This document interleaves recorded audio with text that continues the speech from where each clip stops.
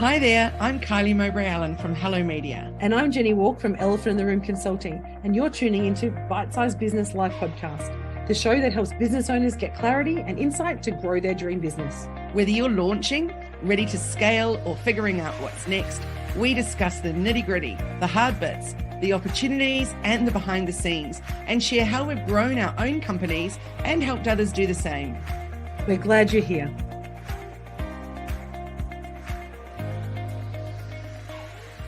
Good morning.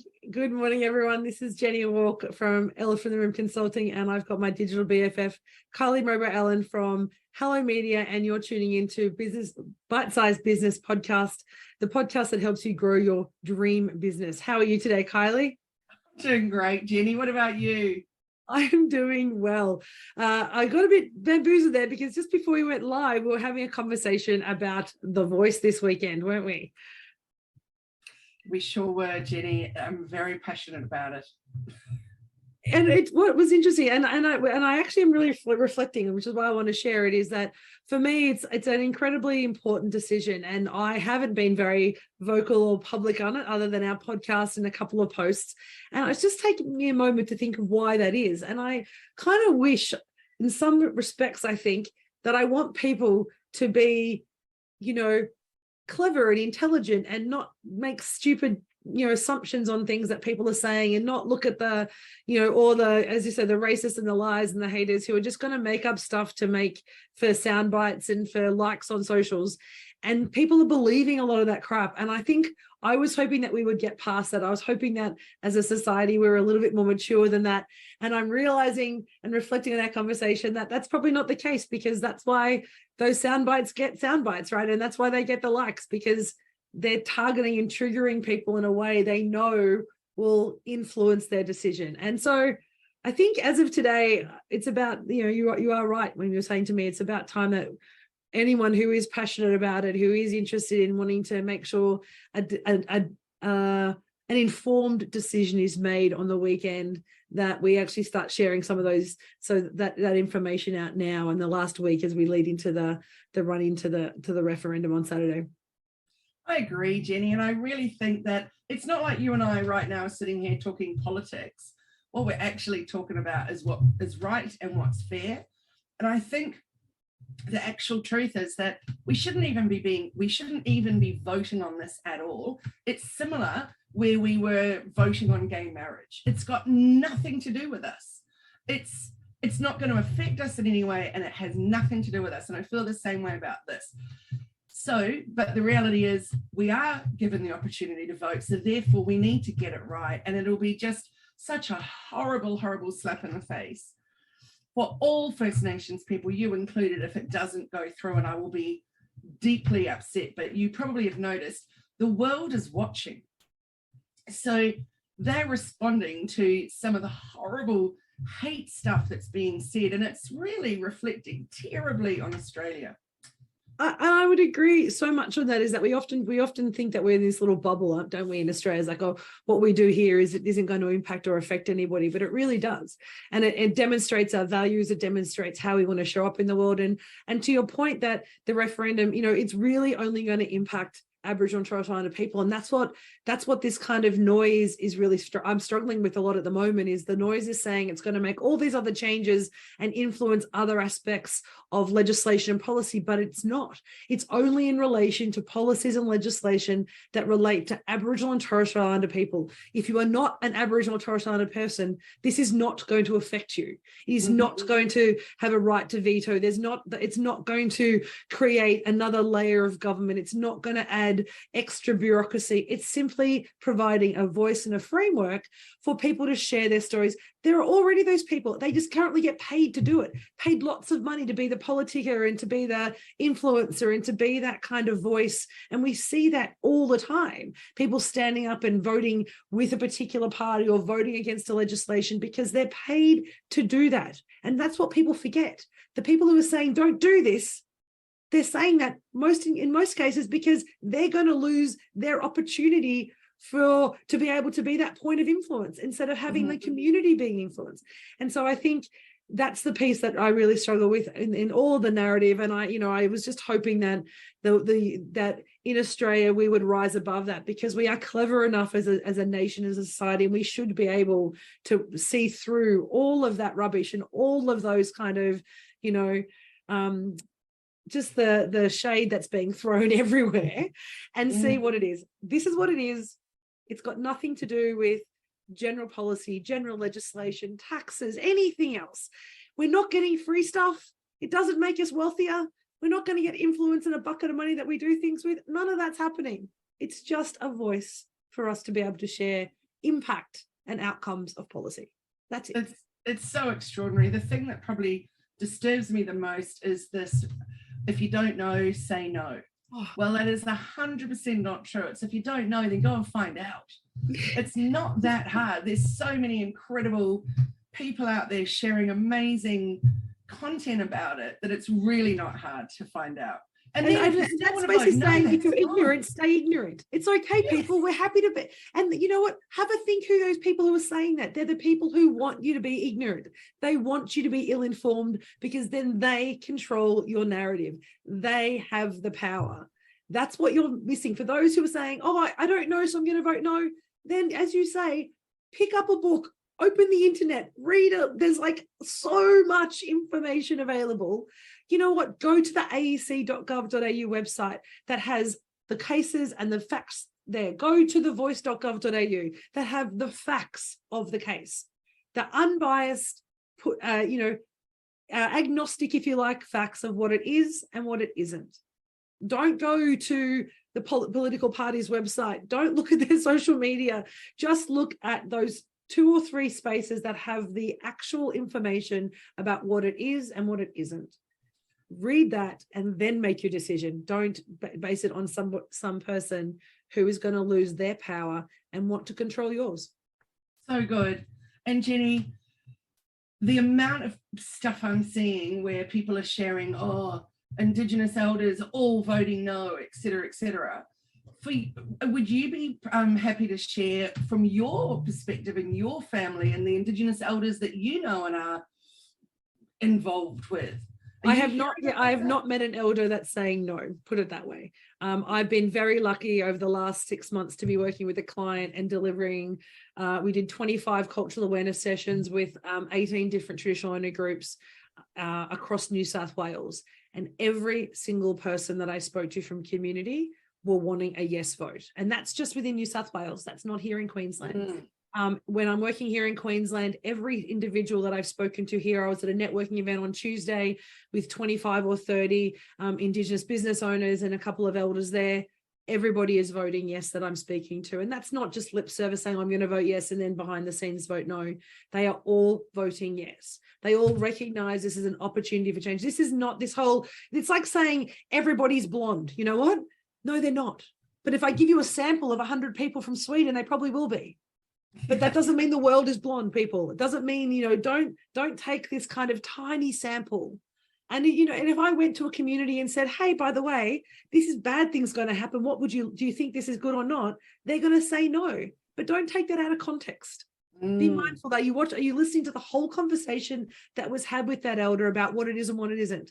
You're talking to elders in Central Queensland, Central Australia, Central and Western Australia, who were told, I'm sure, lots of things. And the only soundbite that they captured for socials was the one that they said, no, this doesn't mean anything to us. But what the context of that is, look at the whole article, look at the whole conversation. They don't show that. Why? Because it's possibly not the whole truth. And remember that we're only sharing partial truths everywhere. That's my view anyway. So true. And thank you for sharing. I just feel like this last week that we've got to go, it's just fraught with a lot of emotion due to misinformation and all that kind of stuff. So I'll just leave it with, if you don't know, don't vote no, go and find out on the 100%. Websites that Jenny suggested. Yeah, 100%. But today, and it's interesting because today we're talking about relationships, right? We're talking about how to build and maintain relationships. And I'm going to say something a little controversial. In some respects, what we're seeing with some of the campaigns that are out at the moment is actually about how that individual, that organization is choosing to maintain control over their stakeholders and their relationships. They're using influence and power to control the narrative.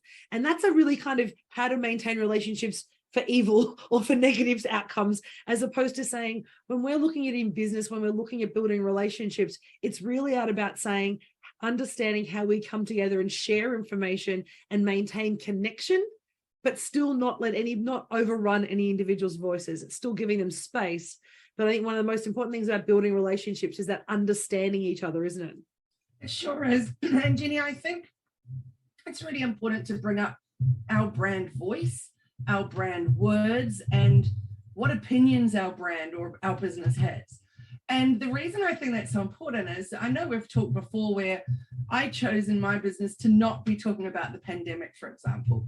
I knew that there was a lot of people on either side. Everyone's got their own ideas. I was happy to share what was going on for my family because, you know, with my husband's extremely compromised. So therefore we were making decisions based on that. But I really felt that a lot of those discussions didn't really need to be in my business. No. However, this discussion on The Voice, I'm super proud to put my hand up and say yes. And I don't feel like I'm getting political or getting involved. I'm actually just showing me as the owner of this business as a decent human. Yep. And so I think when we all consider what our own voices are saying or what our business voice is saying, we really need to look at how that resonates with other people or how it impacts other people. 100%, because we often forget that relationships isn't just about what we do, is it? It's about the whole experience. And we've been talking about this over the last couple of months, that need to understand the whole aspect of your business, your customer journey, your brand identity, and your relationships are often dependent not just on what you do in a relationship, but how you communicate with them on emails, on your overall brand, and the voice and the values that you project actually help build that relationship. Because ultimately, we like to be around people who are like us on some level. That doesn't mean look the same, act the same all the time, but there has to be an alignment in some respects, whether it's on values, whether it's on outcomes or impact that you want to do, or in fact, it's the way that you work. Those things is why we end up sticking and staying with people. That's my view anyway. That's why we stick and stay with people. So having that connection and understanding and making sure your brand voice is speaking to your customers or community in the right way is critical for building long-term relationships. Absolutely, isn't it just? And so in terms of sharing the difficult topics, I have got a client at the moment who we feel very, very, very different on every single issue, really. But we actually have a mutual appreciation for each other. And so it works. We're quite open about it. We don't delve into it in a big way, but I know that she shares some stuff on her socials that kind of repel me, but it's not enough that it's going to make me unfollow or unfriend, etc. Whereas others I've seen doing it who would be more just like colleagues rather than they've never been a client or anything, what they're putting out there absolutely is making me want to even go so far as to block them. Yeah, and we don't think about that in this concept of relationships because people are looking at this in isolation, aren't they? I'm just talking about the referendum. It's nothing else, just the referendum. So it doesn't matter that it's out of kilter or out of sync to how I normally engage or normally act, because this is just one issue. But it's the one issue, and it's those individual issues that create that whole understanding and structure around how people connect with you. And it only takes, and we know this, we've said it on social, it only takes one bad viral kind of video for you to lose all your trust, lose all your respect. So how you're communicating and making sure that's aligned with you and aligned with people that you want to engage with.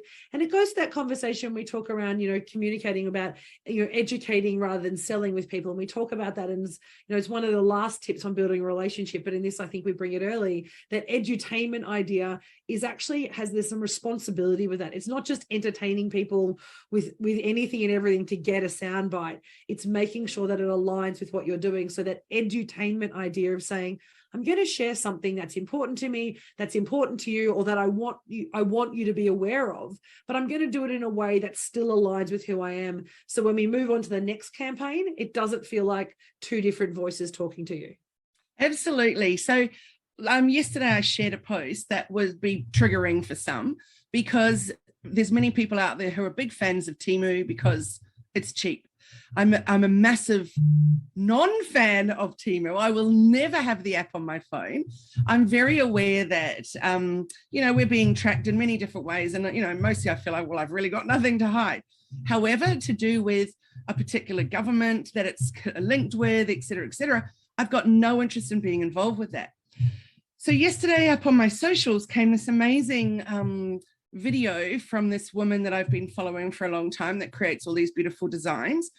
And she was at this festival, and all of a sudden, somebody walked past her with a shirt and pants on in a fabric that she'd designed. And she had put it out there herself as a blanket and a few other bits and pieces.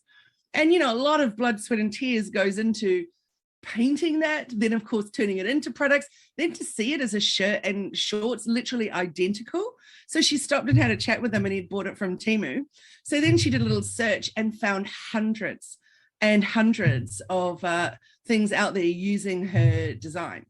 So of course, what she got to stand on, really, it's a tragic situation.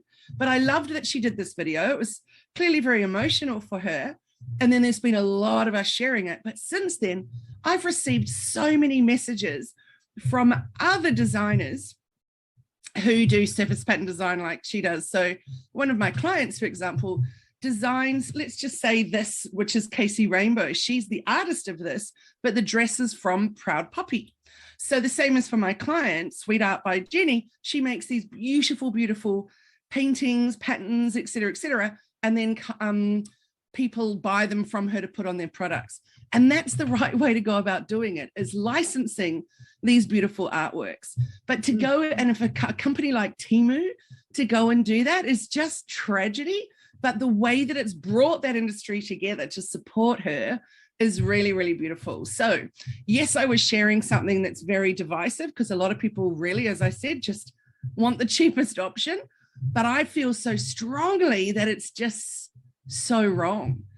So yeah, I feel in terms of how we're showing up as a brand, how we're sharing our voice, how we're showing support for others is incredibly powerful. I think also with that, what that says to me as a potential client is that you're going to go to bat for me, right? And this is part of that conversation when we talk about our brand voice and how we're showing up. If you're willing to stand up and say, this is wrong and this is one of my clients and this is not okay, then that says to other clients, they'll do that for me. They will stand with me and they'll align with me as long as what I'm doing is right. And that there's that goes back to that conversation around value alignment. And we're talking about the same we're walking on the same path together. If you have that and your clients see you supporting others, that sends a really clear message that you're going to support them as well, that you're not picking and choosing which clients, it's all of the clients that you're supporting. And so that sort of offering help and demonstrating help very early on in that relationship is for some extent, it's a lead generation, right? If we're talking from a purely business to step away from the heart perspective, it's a lead generation. All you're doing is saying, I'm here to support the businesses I work with. And if you want to be supported, come and work with me. You haven't said any of that. But that's actually what you're demonstrating. And so when we're talking about maintaining a relationship or building a relationship, we talk about know, like, and trust. This is going straight to, I may not know who you are, but I'm already starting to trust you because you're actually showing up in a different way. And I think that's really clever. And it's how you always talk about leveraging technology and that kind of next piece to say, when you've got activities like that, you want to share your voice or you want to share information or give that tip. And let's get really, not stepping away from the edutainment and say, hey, I'm going to actually share a PDF or share a tip or give you 5 ways to, improve your business or improve your digital footprint. Then we start to leverage technology, and that's what you did. You shared the post, you made sure the community was in it. She's used that. She's leveraging the digital platforms to be able to share her message and connect with broader communities, because that's going to say, hey, I'm not going to buy off Temu, I want to buy off you. So you get that royalty. I'm going to buy off someone that you license with. So we start to leverage technology, not only to gain supporters and gain engagement, but to maintain that connection. For sure. And why is it seen by so many that it's okay to steal people's art, but it's not okay to go into a shop and steal a TV? It's just extraordinary what's going on out there, and it's getting harder and harder. And I'm really watching closely how it's evolving with AI at the moment. And Whoa, there's some big stuff happening behind the scenes, because of course every bit that's coming in from ChatGPT, etc., is coming from somewhere, from someone's work, and it's not being acknowledged. It's a really good point in terms of that kind of copyright or licensing model, and it has I guess it's at the moment we're still in an early phase. I know the internet's been around about 20 years, or give or take now, 25 years probably, but we're still in a very early phase. It's still a very early life cycle if you think 25 years is not, you think a 25-year-old person, would you think that they know everything? No, they don't. And so you don't expect but we expect the internet to kind of have everything sorted out, and the web to have it all sorted out, but it isn't. It's still really young as an industry and as a platform, if we think about it. And some of those things that are coming off the back of it haven't even made their first steps yet, right? They're like, so we're still trying to work those things out. So it's one of those risks. I had a client of mine talk about putting their content online, and should they actually, develop their online platform and how they do that. And I said, that's fine, but you do have to remember, as soon as you make a digital course, you only need one person to purchase it and they can reproduce it. And you just need to know that that's going to happen. And so it was like, well, how do we stop that? How do we stop people downloading it and taking our content? And the reality is, at the moment, you can't. But you can make yourself unique enough, and you can make yourself different enough so that if people use your content, they know that it's not, they know that there's another source that perhaps isn't that individual. And I think that's where like artwork becomes so great, right? We know that artwork does not exist in Temu. We know it's come from somewhere. And highlighting the fact that, hey, if you want to buy, a back scratcher from Temu, that's fine, but maybe don't look at digital artwork. Maybe don't look at artwork. Anything that has some creative element in it at one end is something that we need to start being really mindful of. And I completely agree with you there. Yeah, it's so interesting, isn't it? So again, it's showing who we are as a business, or who we are as the owner behind the business, when we stand up and put our voice to something.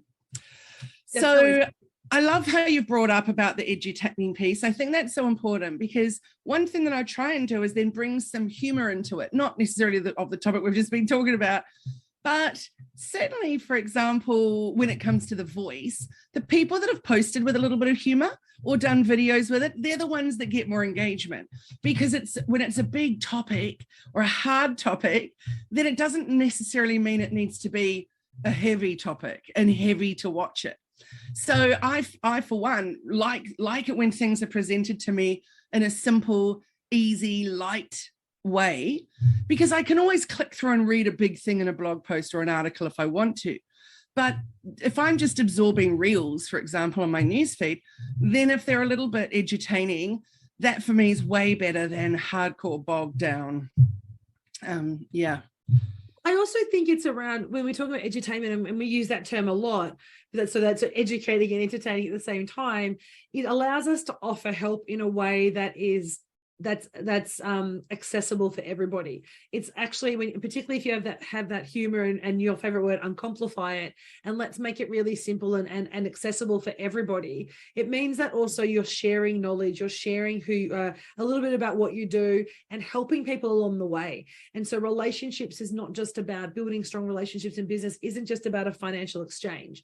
And I know a lot of people who I engage with, and I've a funny anecdote about a guy who was ringing me telling me that, how everyone was taking his content, and he wanted to talk with me about how he can, work more effectively so people don't keep asking him for advice. But the irony was, he's wanting to book time with me for free so I could give him my coaching, so he could show him, because he hadn't actually recognized that him calling me and saying, hey, tell me how I can fix this and how I can stop people, using my knowledge and understanding to influence them. I'm like, wow, okay. He hasn't realized it, because he's only sitting in that financial mindset. He's only sitting in money returns. If he took a step back and said, hey, I want to find a way to share my content and grow, if he actually gave some information away and just a bite-sized piece, people are going to then pay him for the balance of it. And he hasn't quite learned that yet. And so I love working with businesses and people who say, okay, that's cool, but let's just think about what you're doing. Offer help, share, engage, build rapport with somebody first, show there's value in a relationship, because ultimately we are all time poor, we're all busy, we're all doing things, whether you use overwhelmed, productive, busy, whatever word you want to use. But ultimately there needs to be some value exchange in a relationship. Now, that doesn't have to be financial. It doesn't even have, it can be a range of things. What value means to you is different, but there has to be an exchange. So I've got to give you something in order to for you to give me time, a click, or ultimately purchase and work with me. But so and I think we forget that sometimes when we're in a relationship building phase. We think it's, I'm going to put something out and then you're just going to give me lots of stuff. You're going to come and work with me, but there has to be an exchange. Absolutely. That's again bringing up that know, like, and trust thing, right?